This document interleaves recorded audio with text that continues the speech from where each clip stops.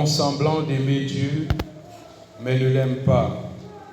Beaucoup d'entre nous n'ont pas cette grâce d'aimer véritablement le Seigneur, parce que parfois, d'autres ne connaissent pas comment aimer véritablement le Seigneur.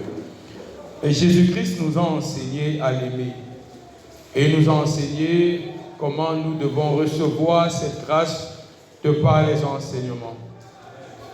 Alors, il revient à chacun de nous de désirer cette passion-là. Amen. Et quand on définit la passion c'est quelque chose de très fort. Je peux dire que la passion a quelque chose de plus que l'amour. Parce qu'en plus d'aimer quelqu'un, lorsque tu es passionné de cette personne, tu observes attentivement la personne, tu veux voir à quel point cette personne peut réussir quelque chose. Et lorsqu'on est passionné de notre Dieu, nous l'observons à longueur de journée et nous l'observons durant toute notre vie chrétienne. Et ceci est une grâce.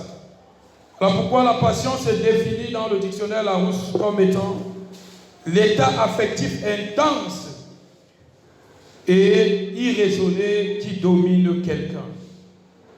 La passion est l'état affectif intense et irraisonné qui domine quelqu'un. C'est-à-dire que tu aimes Dieu ou alors tu aimes quelque chose au point où on ne peut pas qualifier ta manière d'aimer par quelque chose.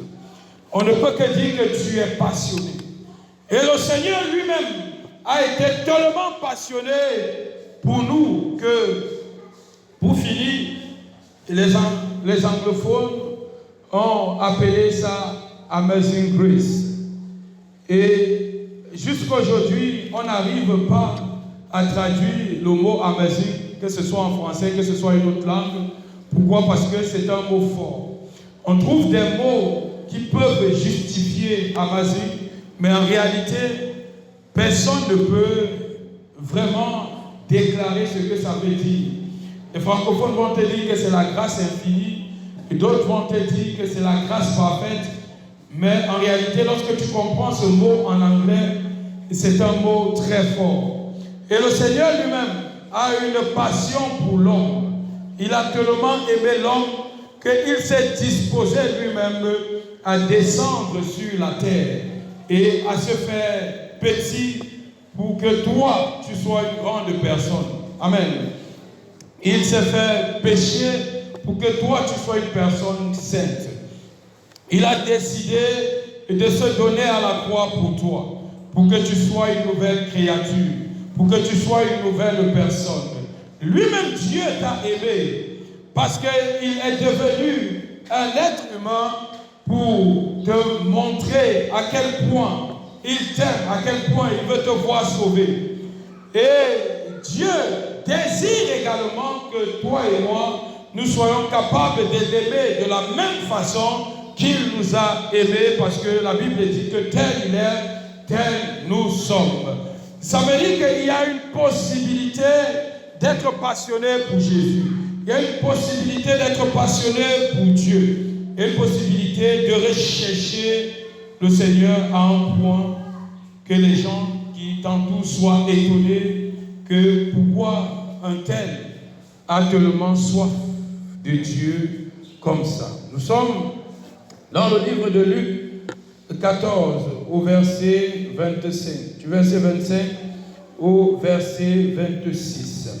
La Bible dit, au verset 27, autant pour moi, la Bible dit, de grandes foules faisaient route avec Jésus. De grandes foules.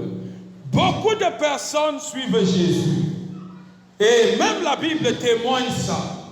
Aujourd'hui, ce n'est pas seulement toi et moi. Il y a beaucoup de personnes qui font la foule derrière la personne de Jésus.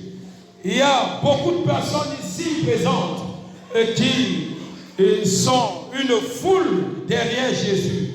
Mais combien de personnes sont cette foule-là qui sont réellement ou véritablement passionnés de Jésus-Christ Nazareth? Combien sont ceux qui ont cette grâce de véritablement aimer le Seigneur Jésus-Christ?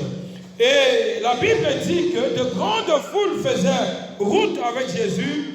Il se tourna et il dit, si quelqu'un vient à moi, et s'il ne hait pas son père, sa mère, sa femme, ses enfants, ses frères et ses sœurs, et même sa propre vie, et même à sa propre vie, il ne peut être mon disciple.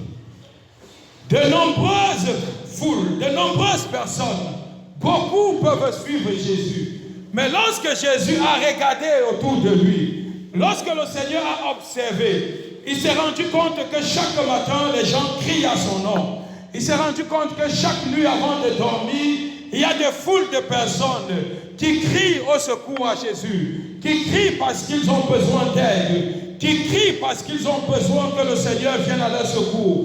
Mais en réalité, le Seigneur était étonné parce que de cette grande foule qui le suivait, il y avait personne qui était réellement passionné par ce qu'il faisait. Il y avait personne qui était réellement passionné par son œuvre. Les gens le suivaient, mais les gens ne savaient pas réellement qui il était. Aujourd'hui, il y a beaucoup encore qui suivent le Seigneur, mais en réalité ne savent pas qui est le Seigneur. Et Dieu est étonné que parmi une grande foule, il y a des personnes qui sont en train de le suivre. Et la Bible dit que Jésus était étonné et il s'est tourné directement. Il dit que vous tous qui me suivez, vous tous qui êtes derrière moi, le problème n'est pas d'être derrière moi. Le problème en réalité, c'est que qui est derrière moi parce qu'il m'aime, qui a reçu cette grâce-là. Et il dit que vous tous qui me suivez, si quelqu'un ne hait son père, si quelqu'un ne hait sa mère, sa soeur, ses frères, ses biens, la personne n'est pas digne d'être mon disciple. Alléluia. Être passionné de Jésus-Christ, c'est une chose. Venir à l'église, c'est une autre chose. Être passionné de Jésus, c'est une chose. Mais réellement, l'aimer, montrer qu'on l'aime, c'est une autre chose. Il y a beaucoup d'entre nous qui aiment Jésus comme ils aiment la nourriture. Qui ont ce qu'on appelle l'amour du poulet. Alléluia. Et beaucoup d'entre nous manifestent cet amour-là. L'amour du poulet, c'est cet amour-là que nous, on aime. Dis au poulet que j'aime le poulet. Tu peux dire j'aime le poulet, j'aime le contraire. J'aime le couscous. Mais en réalité, tu n'aimes pas le couscous. Tu aimes l'effet que le couscous fait dans ta vie. Tu aimes manger le couscous parce que ça te rassasie le ventre. Tu aimes manger le poulet parce que lorsque tu manges le poulet, tu trouves satisfaction au poulet. Donc tu n'aimes pas le poulet, mais tu aimes manger le poulet. Et beaucoup d'entre nous n'aiment pas le Seigneur. Beaucoup d'entre nous sont derrière le Seigneur parce qu'ils ont besoin de quelque chose. Il y en a qui ont besoin du mariage. Il y en a qui ont besoin de la délivrance. Il y en a qui ont besoin de la santé. Il y en a qui ont besoin de l'argent. Et il y en a qui souffrent tellement que lorsqu'ils viennent vers le Seigneur, ils ne regardent que leur souffrance. Mais Jésus ne veut pas de ce genre d'enfants. Il ne veut pas de ce genre de disciples. Parce qu'en réalité, c'est l'amour du poulet. C'est l'amour charnel. C'est un amour sans passion. C'est un amour avec intérêt. Et c'est cette grande foule-là qui, en suivant Jésus, beaucoup de gens croyaient que c'était une foule passionnée de Jésus. Il ne faut pas que tu sois comme ce genre de personnes-là, qui viennent à l'église et qui n'aiment pas le Seigneur, qui viennent à l'église mais qui ne sont pas en train de faire réellement la chose du Seigneur avec un amour véritable, avec une passion. Mais parce que tu fais quelque chose pour Dieu, tu attends en retour que Dieu te donne aussi quelque chose. Ça, c'est un amour avec intérêt. Tu n'as pas reçu la grâce d'aimer véritablement le Seigneur. Et Dieu ne veut pas de ce genre d'enfants. Il ne veut pas de ce genre de disciples. Nous devons réellement suivre Jésus avec notre cœur. Nous devons réellement marcher avec Jésus en l'aimant véritablement. Qu'il vente, qu'il pleuve, qu'il neige, qu'on soit avec lui. Qu'on souffre, qu'on soit avec lui. Et qu'on ne vienne pas dans sa présence simplement pour demander, pour commander. Qu'on ne se mette pas à prier chaque jour simplement pour demander, mais que parfois on se mette dans la prière pour dire simplement à Dieu, je te remercie pour la vie que tu m'as donnée. Je te remercie pour l'assemblée que tu m'as donnée. Je te remercie pour l'enfant que tu m'as donné. Je te remercie, Seigneur, pour ce que tu me donnes chaque jour. Rien que ça suffit pour commencer à manifester véritablement son amour pour Dieu. Et tu commences à remercier Dieu même pour le monde qu'il a créé. Remercier Dieu pour ce qu'il fait. Mais il ne faut pas que chaque jour que tu sois dans la présence de Dieu, c'est simplement pour te plaindre. Seigneur, j'ai besoin d'argent. Seigneur, j'ai besoin de ceci. Seigneur, j'ai besoin de ça. Le Seigneur est fatigué de cette foule-là. De cette foule qui l'aime parce qu'ils ont besoin de quelque chose. De cette foule qui le suivent parce qu'ils ont besoin d'argent, parce qu'ils ont besoin d'enfants, parce qu'ils ont besoin d'être financés pour un projet. Dieu aussi, c'est une personne comme toi et moi qui désire être véritablement aimé. Aimé comme ça. Je ne crois pas qu'entre toi et moi, il y a quelqu'un qui soit capable d'aimer le fait que quelqu'un te suive par intérêt. Personne n'aime ça. Même que ton propre enfant te suive pour un intérêt, tu n'es pas d'accord avec lui. Tu voudrais aussi qu'on t'aime pour ce que tu es. Et Dieu veut aussi des gens qui sont passionnés de lui, rien que parce qu'il est Dieu. Rien que parce qu'il, lui aussi, il t'a aimé et il est mort à la croix pour toi. Alléluia. Luc 9, verset 57.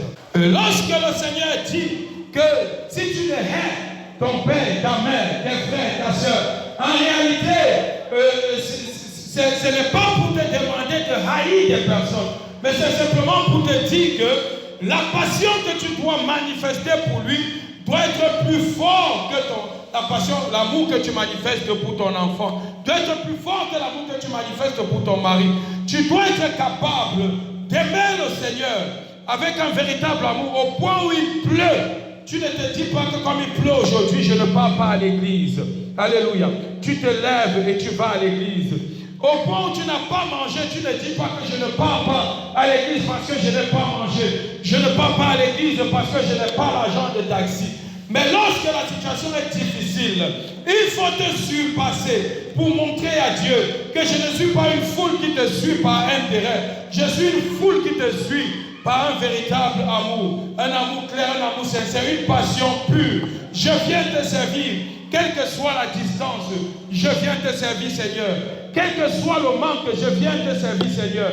Je viens dans ta présence, Dieu, parce que tu es mort à la croix pour moi, parce que tu es mort pour mes péchés, parce que toi-même tu as quitté ton trône et tu es descendu sur la terre. À cause de mes péchés, tu t'es fait, Seigneur Dieu de gloire, également péché pour que je reçoive la vie. À cause de mes faiblesses, Seigneur, tu t'es fait faible pour que je reçoive ta force. À cause de mes maladies, Seigneur, tu as pris, Seigneur Dieu de gloire, de mettre sur pour moi à la croix. À la croix, Seigneur, tu as accepté de porter l'ignominie. Tu as accepté de porter, oh Dieu, le mépris des hommes. Tu as accepté de porter tout cela pour que moi, Seigneur, je sois une personne de valeur. Et moi, en retour, je dois te rendre grâce. Et cette grâce que je dois te rendre, Seigneur, c'est la grâce de t'aimer. C'est la grâce d'être passionné de toi. C'est la grâce de quitter le péché, parce que lorsque je pêche, tu as mal au cœur. C'est la grâce, Seigneur Dieu de gloire, de te servir sans murmurer, parce que lorsque je murmure, tu as mal au cœur. C'est la grâce, Seigneur Dieu de grâce, de venir tout le temps dans ta présence, rechercher, Seigneur Dieu de gloire, à te connaître véritablement, à chercher à connaître qui tu es véritablement. Un disciple du Seigneur, quelqu'un qui a reçu la grâce de Dieu, c'est quelqu'un qui veut connaître Dieu, c'est quelqu'un qui ne méprise pas Dieu. Nous, on a le mépris à l'égard de Dieu et nous croyons l'aimer parce que nous venons dans sa présence chaque jour. Et lorsque nous venons dans sa présence chaque jour, nous venons avec un intérêt particulier. Chacun vient ici avec dans sa tête, est-ce que Dieu peut me donner ceci aujourd'hui? Est-ce que Dieu peut me donner cela aujourd'hui? Je ne suis pas venu t'interdire de demander à Dieu, mais je suis venu te dire que lorsque tu aimes Dieu avec passion, lorsque tu manifestes la passion à Dieu, l'amour véritable de servir Dieu, Dieu lui-même prend soin de toi sans que tu n'aies même besoin d'ouvrir la bouche pour demander. Le problème, c'est que tu as mis la charrue avant les bœufs. Le problème, c'est que tu commences d'abord par demander, par mendier, avant de t'aimer. Il faut aujourd'hui que que tu prennes la résolution de ne pas être comme cette foule-là que le Seigneur a regardé, et il a regardé, et il a observé, il a compris que dans leur cœur, il n'y avait rien. Pas d'amour, il n'y avait pas de passion. Tous le suivaient parce qu'il avait vu guérir les malades. Tous le suivaient parce qu'ils avaient vu sa gloire. Comment il manifestait sa gloire devant un peuple. Comment il manifestait sa puissance devant le peuple. Et les gens se sont mis à courir après lui. Parce que chacun attendait recevoir quelque chose de lui. Je ne veux pas que tu sois ce genre de chrétien qui marche après le Seigneur parce qu'il veut recevoir quelque chose de lui. Mais qui marche parce qu'il attend aussi que Dieu touche son cœur et qu'il aime véritablement Dieu comme Dieu l'a aimé. Amour inconditionnel. Amour inconditionnel. Quelqu'un qui aime Dieu passionnément. Quelqu'un qui a véritablement cet amour-là. Nous voulons de tels disciples pour Jésus. Amen. Alléluia. Nous voulons de telles personnes. Des personnes qui sont là pour la gloire de Dieu. Est-ce que tu es là ce matin pour ça? Que tu ne méprises pas Dieu. Amen, amen.